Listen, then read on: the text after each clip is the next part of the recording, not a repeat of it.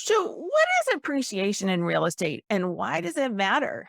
Hi, I'm Cynthia Meyer with Real Life Planning, I'm Veronica Woods of Daniel Woods Real Estate. and welcome to the Rental Property Café. This is episode 14, where we're talking about appreciation and all things appreciation. That's a hot topic in real estate and sometimes a little bit controversial. People have different opinions about it.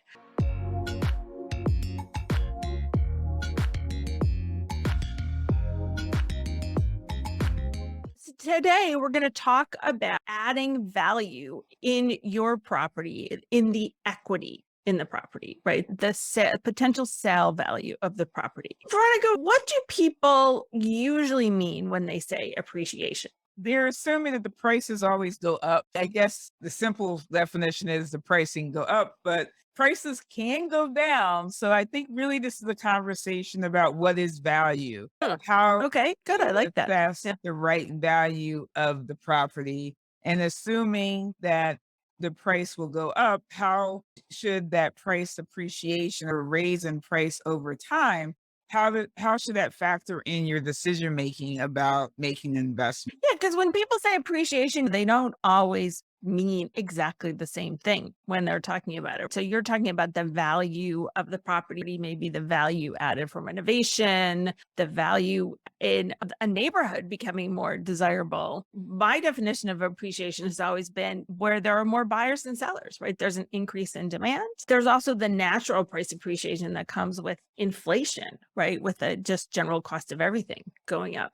In your point of view, what is the most important to you when you're working with investors and helping them set some expectations? If I put on my old appraiser hat, and I've never been an Yeah. appraiser, but I've taken a number of appraisal classes as a real estate broker, just something to keep in mind. The realtors that are a little bit more skilled in valuation tend to be either a real estate broker or somebody that has taken appraisal classes. Mhm. You can tell maybe how in depth the conversation somebody will go about valuation just based on their skill set. It kind of comes under like macro and micro trends. So there's things that you can do to the property to raise the value. And then there's things that you as an investor have no control over. You don't have a control over if a Starbucks gets built down the street. And all of a sudden, people with higher incomes move in. You don't necessarily also, Amazon moves in. So all of a sudden, there's a huge demand for apartments. So you have no control over those things. But then the stuff with the property, like you mentioned, the value added improvements you can make, you have control over that. I tell people to kind of think about in those two buckets in terms of, are you picking a location that you see signs that other people are helping the value go up? Or are there things that you can do as an investor to improve the individual property? I really like that paradigm, that way of thinking about it, things you can control and things you can't control. And speaking of things you can't control, apparently my little dog is snoring very loudly in my feet. I'm wondering if you can hear him. I can't hear So if he snores really loudly, I'll just pick him up and he can 'em. participate in the podcast. Okay. Where do real estate investors, in your opinion, where do they go wrong when they're thinking about appreciation and the various components to creating value? I personally think that a lot of folks go wrong in setting overly optimistic expectations for increases in the real value of the property, right? Like after inflation value of the property. What's your take on it? Interesting you mentioned after inflation. I mean, Mhm. up until a year or two ago, inflation wasn't something that It's almost non-existent. it was Yeah. non-existent, wasn't something a factor, but now I would say it is. But the other point is because we've had such a strong market, people are used to seeing double digit growth rate in prices in markets that maybe historically maybe only grew 4 to 6%. Yeah, so I Uh, think wherever the benchmark is for the area, you shouldn't be put this current crazy market appreciation rate in your model. You should be adjusting it more to the normal appreciation for the area. Yeah.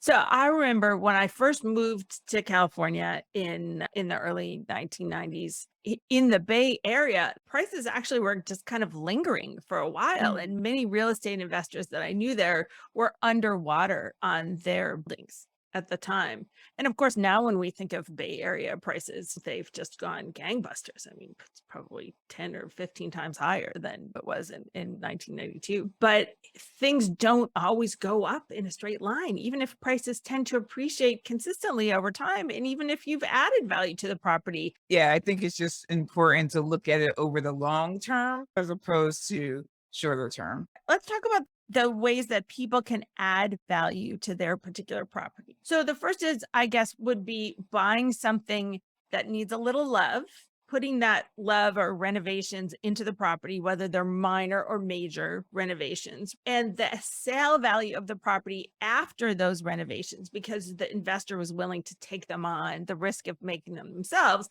ends up being proportionally higher than the cost of the renovations. Are there any ways that you see people doing that well and doing that badly? If you take on more than you can chew, it sounds nice that you buy low, you put money in it, and then the after repair value leaves you with $40,000 of equity. Like that's built-in equity is what you want to do. Sometimes building a project where you have to put so much into it and you don't have the skills or experience to do, people take a $20,000 budget and they end up spending $50,000 and they don't get that forced appreciation. Or they forced the appreciation, but now they're underwater with the amount of money they spent more than the project was actually worth. That they're going to get in return. So chasing the ARV, and if you overshoot it, the market or the appraiser is not going to reward you for, oh, you spent 10,000 over budget. We'll just kind of creep your valuation up 10,000. It doesn't work that way. So you have to be really careful of keeping your costs below what the estimated after repair value is going to be. I've definitely done renovations, but just renovate and rent. So I haven't renovated and sold. You can really hear the snoring now. I think I'm going to have to pick him up. Yeah. When you look at like ATV or the Magnolia Network or whatever, and people are doing these renovation shows, and there's always a little graphic at the end that said they bought the house for $200,000. They put $100,000 worth of renovations, and then they hope to sell it for 400,000 or something like that. A lot of times in these shows, there'll be this discussion amongst the flippers. They say, oh, I put in 100,000. Therefore, I should get that back in the sales price. And on TV, it always works out. But I'm guessing it doesn't work out in real life. Although on TV, there never seem to be any realtor costs or the title costs or anything like that in the transaction. That's a blip into that $100,000 they put in the house. I do also think a lot of times, let me go back to location. So there are some locations where there's a little bit more wiggle room in the ARV for the appraiser. A lot of times, a lot of those locations, that's part of the way that they were able to get by, is that it was a really aggressive sales market. Not that they did a great job in managing their repair budget, but they kind of got saved. They got saved by this like quick upward movement in price locally. Okay. So that's market timing, right? And that's never something that you want to go in counting on. You want to really look at solid comps. And that's really the best way to kind of get the last 6 months of similar properties.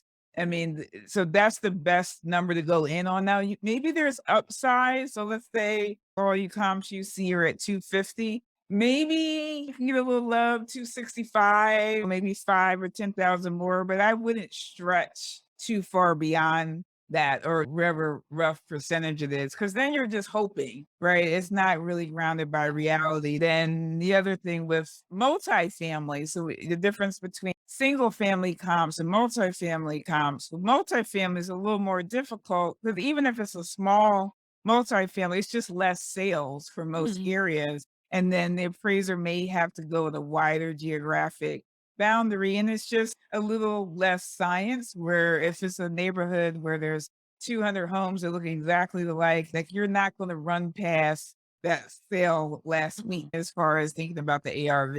Yeah, no, probably not. I know you've talked before, Veronica, about making sure that improvements match the neighborhood and the target renter. Or in this case, if you're a buy and sell investor, right? The target purchaser buyer of the Right. property. If you're in kind of a middle income area and you decide to put in the Viking stove or something like that, you're not necessarily going to get that money back in the sale price. You might sell it more quickly, but you're not going to sell it for the cost of putting it in.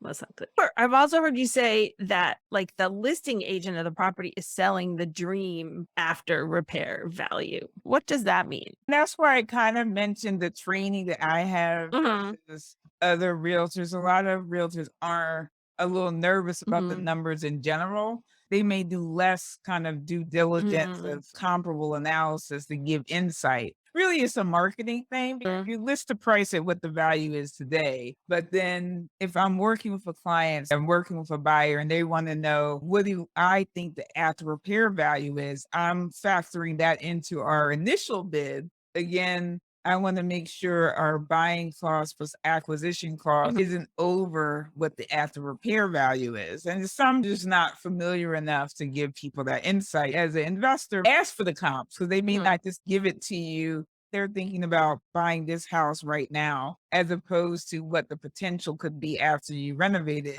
A different level of service or a different ask. And you just have to remember to ask that question. Yeah. And that also comes into play for somebody who's trying to buy, renovate, and rent, and then eventually refinance, the BRRRR strategy, if you will. Now, we've had separate conversations about how it really is much more challenging to BRRRR in a rising rate environment because the numbers might not make sense at a higher interest rate to take equity out of the property, even if a lot of equity has been produced from the renovation. You always have to do the numbers, obviously. Along the lines of making sure you're not overestimating that after repair value. Do the same thing if you're a BRRRR investor. If you're eventually going to refinance and take some equity out for your next project, right? Use the worst case assumptions on the ARV and not the best case, in my opinion, because if you get a better result in the sale, well, that's going to work out fine. But, you should know what the minimum is to make this a worthwhile project.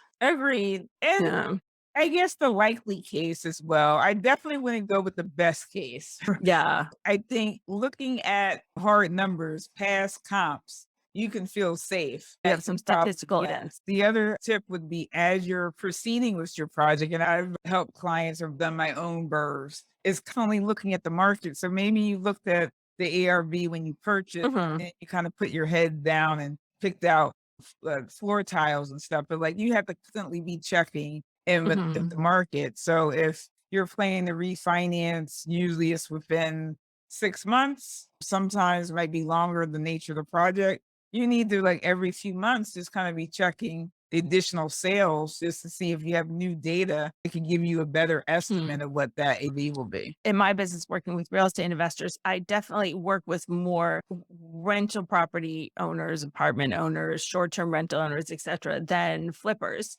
than buy and sell investors. That's a job, right? It's to do that full time for a living. But some people do take one on as a project, or maybe they find that the rent isn't going to turn out to be all that attractive. And so they decide to sell the property after the renovation. It seems to me that it's a really challenging environment right now. If you're not a skilled tradesperson or contractor of some kind, it's a really challenging environment to do a buy and sell strategy right now. Yeah, I would say that the labor affects the rental property investors too.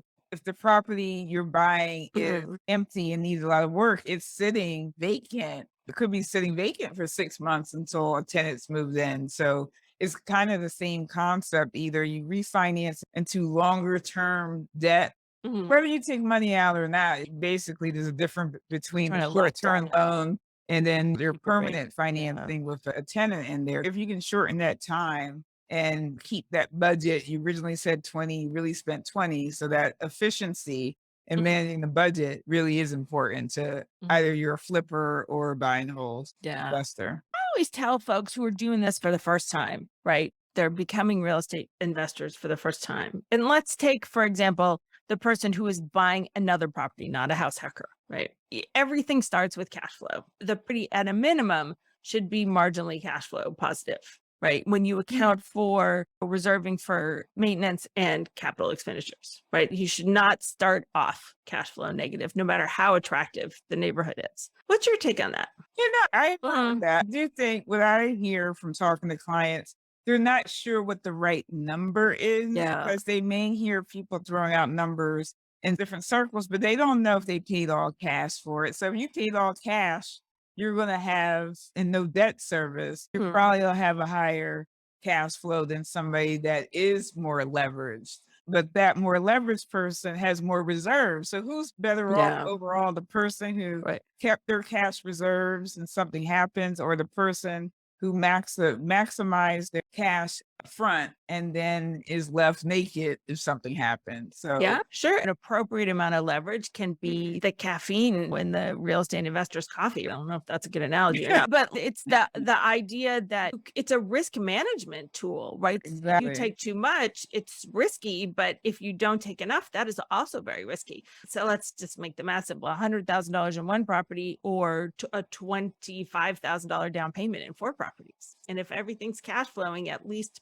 positively, even if it's not a huge amount of positive cash flow in this high rate environment, that reduces risk. And the other thing that we didn't mention, I did want to touch on the bank or the lender as a stakeholder in the value conversation. So you can say you have an ARV. I've been kind of talking about appraisers, but the bank is usually hiring them on their behalf to make sure that they're loaning you the right money. Having that extra partner really can save you because you can't overpay in cash. There's a lot of people buy a cheap house for cash, but then can't afford to do the rehab, or the rehab would take it over the after repair value, and then they end up doing part of the work and selling it. I see it on the MLS every day, a house that's like a shell and Yeah. and they're selling it. What happened? They overestimated the ARV. That's probably what happened, and they couldn't get a loan. They're asking somebody else to bail them out. That's what happens when you mess up on the ARV.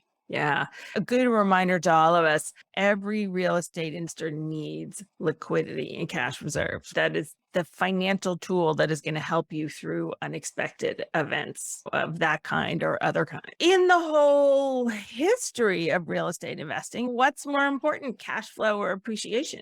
Or is it a draw? My answer is both. I think that people get into real estate investing because they know there's different ways to get benefits. There's tax and benefits too. And I think all of them together are important. Yeah. I do agree with you said. I have heard some people on large podcasts say, hey, I'll go a little negative because of the neighborhood. But generally speaking, that's not really for what I would call regular investors. That's really for the like typical fundamentals investor. is that you want to at least cover your cash flow. There's whole loans around, there's debt coverage service ratio loans around making sure that you are a little over, like 1.25 is generally the threshold of between your net operating income and your debt service. So there is kind of like a healthy amount. Yeah. It's not necessarily $500 a month, but there's kind of like a healthy amount that the bank would say, this is a good deal, which is why I was saying that the bank is another person at the table helping you think about, is this a deal or not? If the numbers don't work for the bank, you're not getting the loan. So that should be a red flag. You shouldn't be like, oh, if they're rejecting me, I'm going to go borrow money from my friends and we're going to pay cash. Like that probably would be a bad thing. Another thing I find, people who hold highly appreciated properties. I find that's a lot with clients in California or in other highly appreciated urban areas like Boston, for example, because of the demand for housing. Prices have skyrocketed far beyond any other place in the country. People are sitting on possibly millions of dollars worth of appreciation, but their rental return is fairly low and they don't have a plan to monetize that. Their return on current assets is lagging because they haven't repositioned their portfolio over time. Appreciation can be a benefit in that, gosh, that property is really worth a lot more. If you wanted to refinance it and it takes some money out in a loan, you certainly could take out a lot more. In that situation, you have to monetize it in some way. You then need to borrow against it or maybe sell it in a 1031 exchange.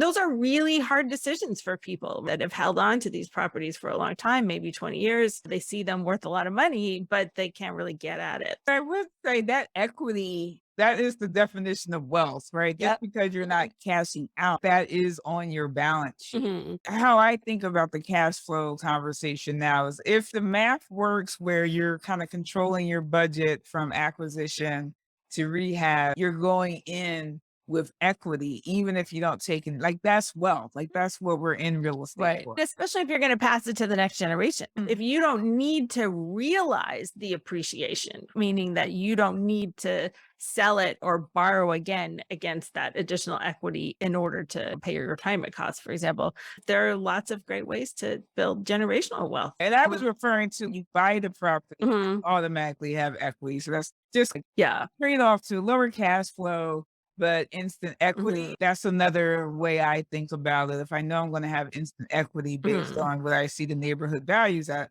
maybe I'm not planning to sell for X years, but knowing that in my head that I'm already coming out the gate after year one with that equity makes me feel better about the investment.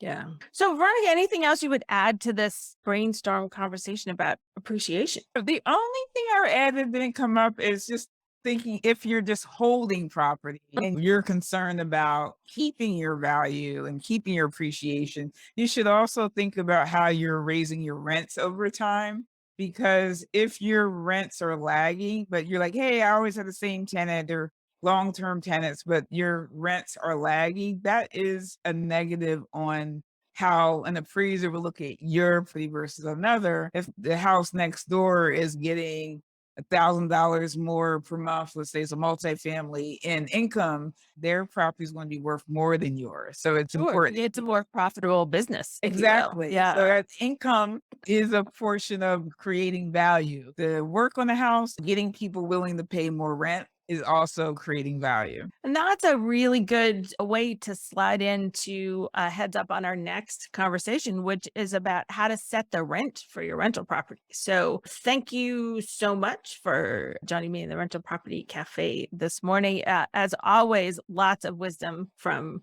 Veronica Woods. It was really great to talk to you. All right. Same here. And for everybody else, please go ahead and subscribe to the video podcast on YouTube so you know when the next episode is come out. Feel free to share it and send us either on social or at podcast@reallifeplanning.com. Send us some ideas about some topics that you'd like to hear.